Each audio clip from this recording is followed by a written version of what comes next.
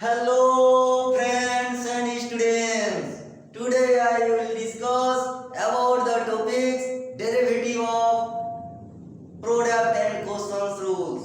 तो dear students, different type का आज हम लोग देखेंगे जो प्रोडक्ट एंड क्वेश्चंस के फॉर्म में जो रहता है उसका डेरिवेटिव्स देखेंगे ऑफ स्टैंडर्ड 12। तो डियर स्टूडेंट्स, देखने में और सुनने में आज जरूर नया लग रहा है, लेकिन मैं आप लोगों को याद दिलाना चाहूँगा वही पुराना चीज़ है जो आप लोग 11th क्लास में लिमिट्स एंड डेरिवेटिव्स चैप्टर में पढ़ा था। जो डिफरेंट टाइप का फंक्शंस, चाहे लॉगरिथम्स फंक्शंस का हो या एक्सपोनेंट फंक्शंस का हो या अलजेब्रिक फंक्शंस का, सब कंबाइंड मिला के जो प्रोडक्ट या तो क्वेश्चंस फॉर्म में रहता था और उसको उसी फॉर्म में डेरिवेटिव मतलब उसका डिफरेंशिएट किया जाता था। तो डियर स्टूडेंट्स, यहाँ पे जो कॉम्बिनेशंस ऑफ डिफरेंट टाइप का जो फंक्शंस दिया हुआ है, चाहे वो प्रोडक्ट में हो या क्वेश्चंस में, उसको dy by dx find out करना है। That means dy by dx का मतलब ही होता है उसको डिफरेंशिएट कर देना, differentiate with respect to x के फॉर्म में, ओनली फॉर सिंपल डिफरेंशिएट करना है। तो dear students, one by one मैं करके दिखाऊंगा और आप लोग भी as a student point of view से माइंड में सेट करके रखना है। तो चलिए डियर स्टूडेंट्स, फटाफट करके दिखाते हैं कि जो डिफरेंट टाइप का जो फंक्शंस दिया हुआ है कंबाइंड में, चाहे वो प्रोडक्ट में हो या क्वेश्चंस में, उसका डिफरेंशिएट कैसे करना है आज वही हम दिखाने जा रहे हैं। तो डियर स्टूडेंट्स, क्वेश्चन नंबर 1 यहाँ पे जो सॉल्यूशन करना है और रिलेट करना है कि क्वेश्चन नंबर 1 कि x e x, तो let y is equal to x and ex, और यहाँ पे हम लोग डिफरेंशिएट कर देना है, differentiate with respect to x, और y का इधर dy बाय dx हो जाएगा और इधर dy dx x ex।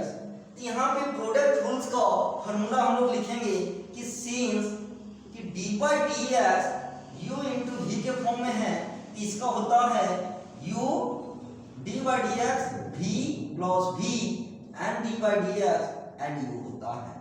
u के जगह यहाँ पे क्या पुट कर देना है x एंड v के जगह e के पावर x, एक्सपोनेंट इसको बोलते हैं।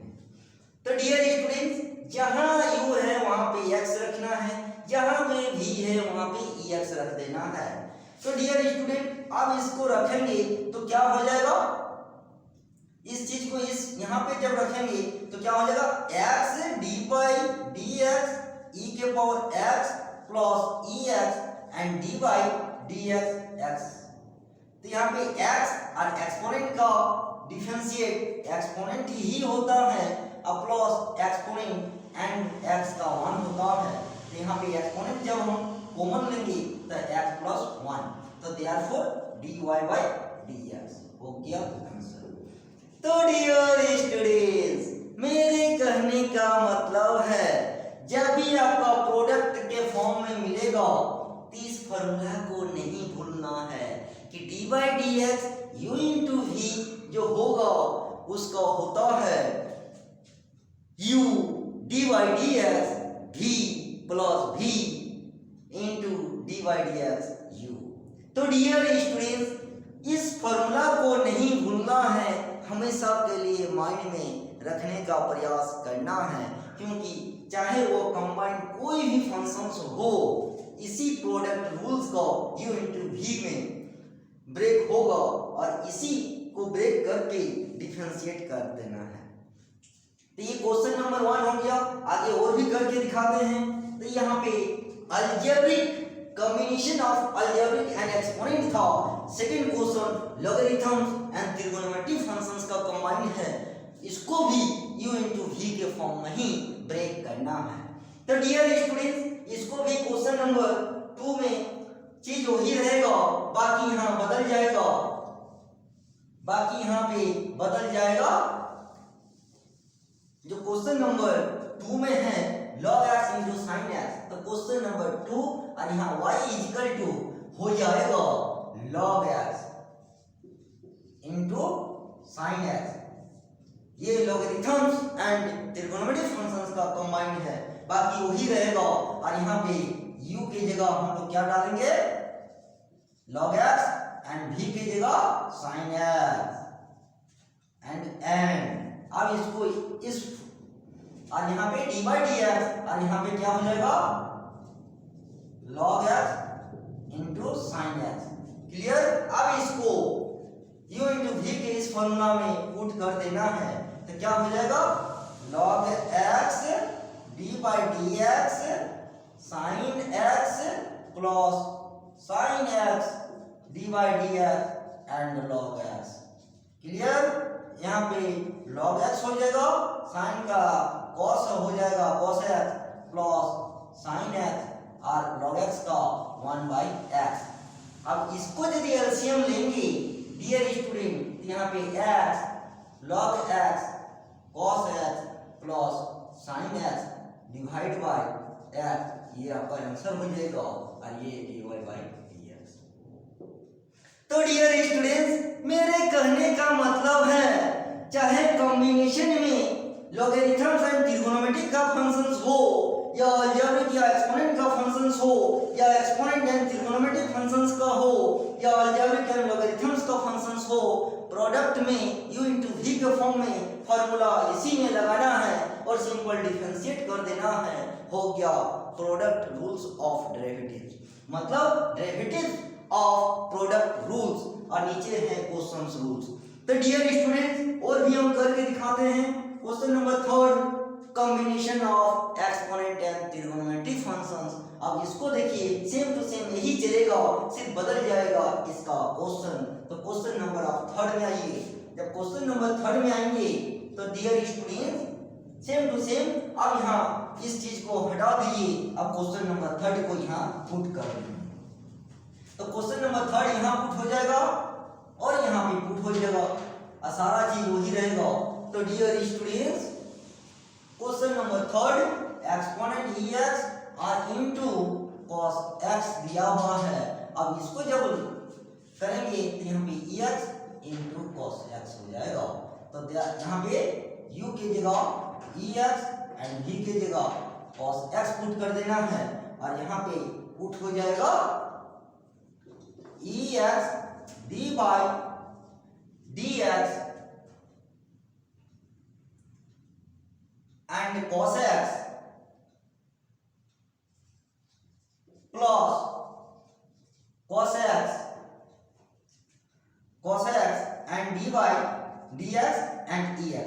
तो डियर स्टूडेंट्स, यहाँ पे combination of ex and cos x है। अब यहाँ पे सिंपल डिफरेंशिएट कर दीजिए, ex हो जाएगा, cos का माइनस साइन हो जाएगा sin x plus cos x and exponent का एक्सपोनेंट ही होगा, और यहाँ पे एक्सपोनेंट यदि कॉमन लेंगे तो minus sin x plus cos x हो जाएगा। हो गया इसका आंसर। तो देयरफॉर dy dx। तो देखिए स्टूडेंट्स, तो मेरे कहने का मतलब है आपको u इंटू v के जो फॉर्मूला है u dy dx v plus v dy dx and u, इस फॉर्मूला को नहीं भूलना है। और उसके बाद यहाँ पे u की जगह एक्सपोनेंट v की जगह cos x पुट करके सिंपलीफाई कर देना है, मतलब डिफरेंशिएट कर देने से वो आसानी से फाइंड आउट हो जाएगा। तो डियर स्टूडेंट्स, अब आते हैं combination of algebraic and logarithms functions x log x, question number 4। Same to same यहीं पे पुट करेंगे, तो यहाँ पे क्वेश्चन नंबर 4 हो जाएगा। अब क्वेश्चन नंबर 4 में यहाँ आपका आ जाएगा x log x, तो यहाँ पे x log x, और यहाँ पे भी है, यहाँ पे आ जाएगा x log x। अब बाकी यहाँ चेंज हो जाएगा, अब बाकी यहाँ पे चेंज हो जाएगा, बाकी फॉर्मूला वहां पे रहेगा, बाकी जो फॉर्मूला है u इंटू v यही रहेगा। अब यहाँ पे u की जगह क्या आ जाएगा x एंड v की जगह log x आ जाएगा, इसमें एंड। तो डियर स्टूडेंट्स, अब यहाँ D by D x log x plus log x D by D x x हो जाएगा। अब इसका डिफरेंशिएट कर दीजिए, x इंटू लॉग एक्स का 1 by x plus log x into 1 और ये x x कैंसिल तो 1 प्लस लॉग एक्स हो गया इसका आंसर और देयरफॉर dy बाई dx। तो डियर स्टूडेंट्स, डिफरेंट टाइप का जो कॉम्बिनेशन है, चाहे वो अलजेब्रिक हो या एक्सपोनेंट लॉगरिथम्स हो या ट्रिगोनोमेट्री या एक्सपोनेंट हो या ट्रिगोनोमेट्री या अलजेब्रिक हो या लॉगरिथम्स, कोई भी फंक्शंस हो यदि u into v के फॉर्म में है तो आपका यही फॉर्मूला में ब्रेक करना है, u dy dx v plus v dy dx and u इसी में पुट करके डिफरेंशिएट कर देने से आसानी से वो सॉल्व हो जाएगा। तो मेरे कहने का मतलब है डियर स्टूडेंट, जो प्रोडक्ट रूल्स का जो फॉर्मूला है उसी को माइंड में सेट करना है, चाहे वो क्वेश्चन किसी भी फंक्शंस का रहे, कहीं से भी रहे, all of you can easily find out, easily solve about any questions in the examinations hall। तो डियर स्टूडेंट्स, अब नेक्स्ट क्वेश्चंस फॉर्म में है। अब इसको देखिए, क्वेश्चंस रूल का x बाय 10x। अब क्वेश्चन नंबर 5, अब क्वेश्चन नंबर 5 को dear student same to same यही लगाएंगे, लेकिन आपका क्वेश्चन रूल लगेगा u बाय v के फॉर्म में। तो क्वेश्चन नंबर 5, तो इसको भी लिखेंगे कि let y equal to x by 10x और ये u बाय v के फॉर्म में है, तो आपका फॉर्मूला वही लगेगा, क्या लगेगा कि dy dx u by v और इसका होता है v d by dx u minus u d by dx v अब बाय v का स्क्वायर। तो देयरफॉर u यहाँ पे u आपका है x एंड v की जगह 10x है और इसी को पुट कर देना है। चलिए अब इस चीज को यहाँ पुट करना है, तो यहाँ पे क्या है, पहले v है तो पहले हम लोग का क्या हो जाएगा 10x d by dx u और u की जगह x minus x d by dx and 10x। अब बाई v का स्क्वायर मतलब 10x का स्क्वायर। अब क्या हो जाएगा 10x x का 1 माइनस x और 10 का सेक स्क्वायर x और नीचे क्या हो जाएगा 10 स्क्वायर x। अब इसको अरेंज कीजिएगा तो क्या हो जाएगा 10x minus x sec square x by 10 square x और इधर dy बाई dx। तो डियर स्टूडेंट्स, मेरे कहने का मतलब है इस क्वेश्चंस में 5, 6, 7 में ये क्वेश्चंस फॉर्म में है और क्वेश्चन फॉर्म क्या होता है dy dx u by v के फॉर्म में है, तो इसका फॉर्मूला होता है v d by dx u minus u d by dx v by v square. तो डियर स्टूडेंट्स, इसी फॉर्मूला को आप लोगों को माइंड में सेट करके रखना है और उसको पुट करके डिफरेंशिएट कर देने से आसानी से फाइंड आउट हो जाता है। तो डियर स्टूडेंट्स, और भी करके दिखाते हैं। अब क्वेश्चन नंबर 6, चाहे उसका कंबाइन अलजेब्रिक हो या ट्रिगोनोमेट्री, एक्सपोनेंट हो या ट्रिगोनोमेट्री या लॉगरिथम्स हो या अलजेब्रिक, कंबाइन में कोई भी u बाई v के फॉर्म में रहेगा, यही फॉर्मूला लगेगा और इसी में पुट करके बना देना है। अब आते हैं क्वेश्चन नंबर 6। क्वेश्चन नंबर 6 में सिर्फ यहाँ से चेंज होगा, बाकी आपका फॉर्मूला यही रहेगा और यहाँ पे क्वेश्चन नंबर 6 हो जाएगा।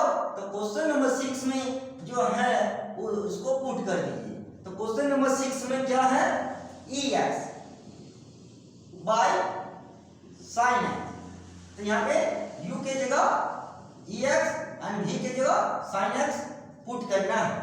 अब यहाँ पे पुट करेंगे तो क्या हो जाएगा कि dy by dx equal to, पहले v है तो यहाँ पे sin x d by dx ex minus ex d by dx और यहाँ पे sin x और v का स्क्वायर, तो यहाँ पे क्या हो जाएगा sin स्क्वायर x, क्योंकि v में sin x है तो यहाँ पे क्या हो जाएगा sin x ex माइनस ई एक्स और साइन का cos x by sine square x, और यहाँ पे एक्सपोनेंट कॉमन हो जाएगा तो sine x minus cos x by sine square x, यही इसका आंसर हो जाएगा। Therefore dy by dx। तो डियर स्टूडेंट्स, मेरे कहने का मतलब है कि u बाय v के फॉर्म में जो भी आपका फंक्शंस रहेगा इसी फॉर्मूला में पुट करके डिफरेंशिएट कर देना है, आराम से निकल जाएगा। अब नेक्स्ट क्वेश्चन नंबर 7, इसको भी देख लीजिए। log x बाय x है, इसी फॉर्मूला में पुट करेंगे और डिफरेंशिएट कर देना है। तो डियर स्टूडेंट्स, अब आते हैं क्वेश्चन नंबर 7। अब यहाँ पे क्वेश्चन नंबर 7 और 7 में जो है अब यहाँ पे चेंज हो जाएगा। 7 में है आपका log x बाय x, और यहाँ से आपका चेंज हो जाएगा। अब यहाँ से चेंज हो जाएगा।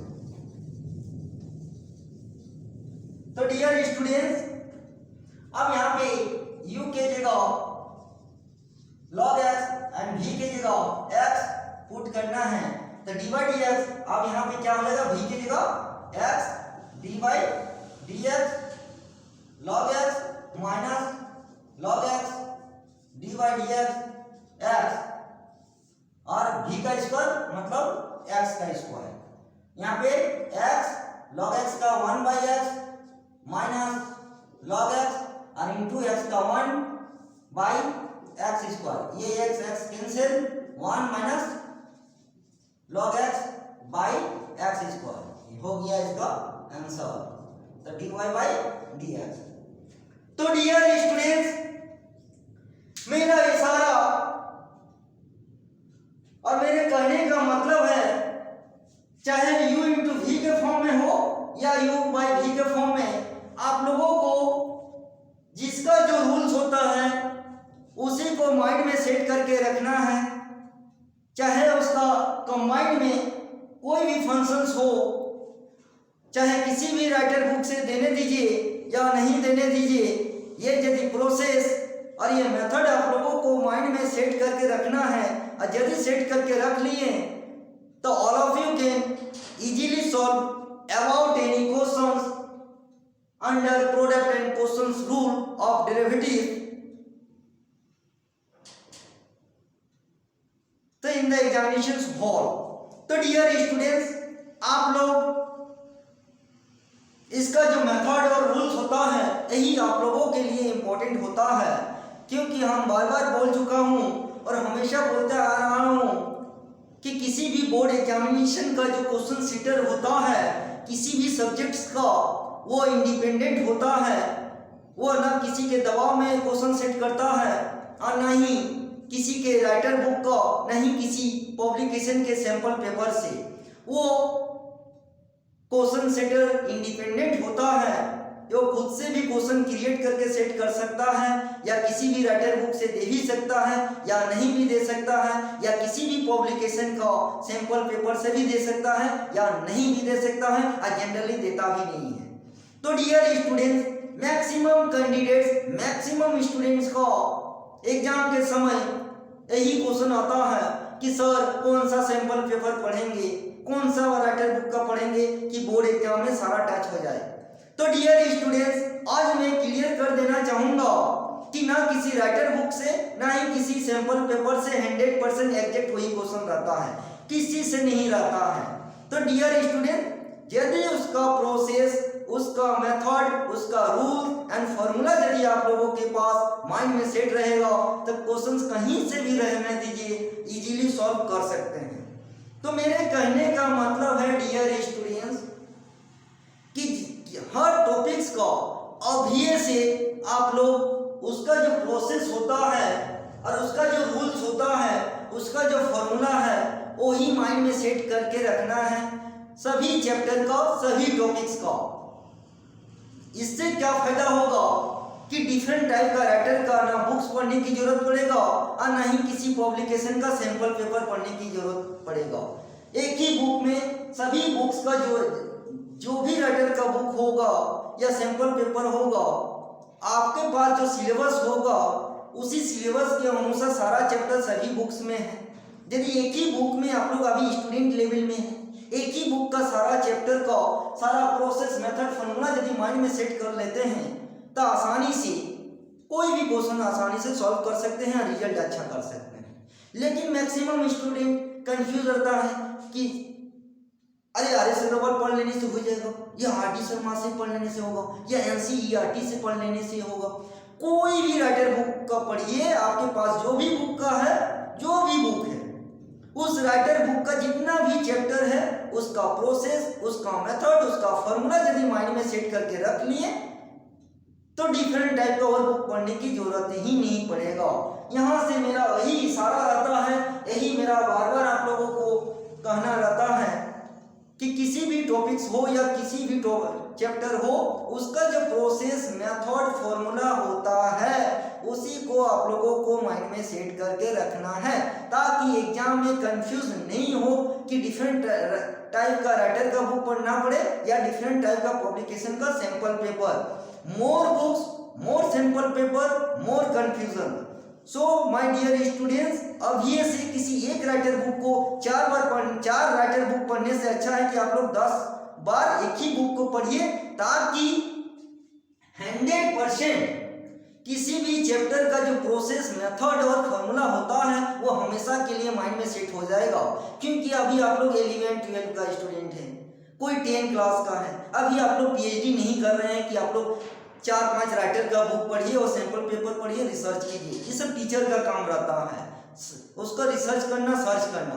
आप लोग अभी स्टूडेंट लेवल में हैं, एक ही बुक को 5 बार 10 बार पढ़िए, ताकि उसका जो प्रोसेस होता है, इसका जो मेथड होता है, हमेशा के लिए माइंड में सेट हो जाएगा। बोर्ड एग्जाम में आसानी से सॉल्व कर सकते हैं, क्योंकि सारा चैप्टर सभी बुक्स में है, प्रोसेस भी सेम रहता है। तो प्रोसेस और मेथड यदि माइंड में सेट हो गया तो आसानी से सॉल्व कर सकते हैं। इसलिए डियर स्टूडेंट्स, 4 राइटर बुक या 5 राइटर बुक या डिफरेंट टाइप का सैंपल पेपर पढ़ने से अच्छा है कि एक ही बुक को आप लोग 5 बार पढ़िए, 10 बार पढ़िए, तो आप लोगों के लिए वो चैप्टर आसान लगेगा, क्योंकि अभी आप लोग स्टूडेंट लेवल में हैं। तो आई होप डियर स्टूडेंट्स, आज का क्लास और मेरा इशारा समझ में आ गया होगा। फिर नेक्स्ट क्लास में किसी और टॉपिक्स के साथ फिर से डिस्कशन करूंगा। तब तक के लिए थैंक यू।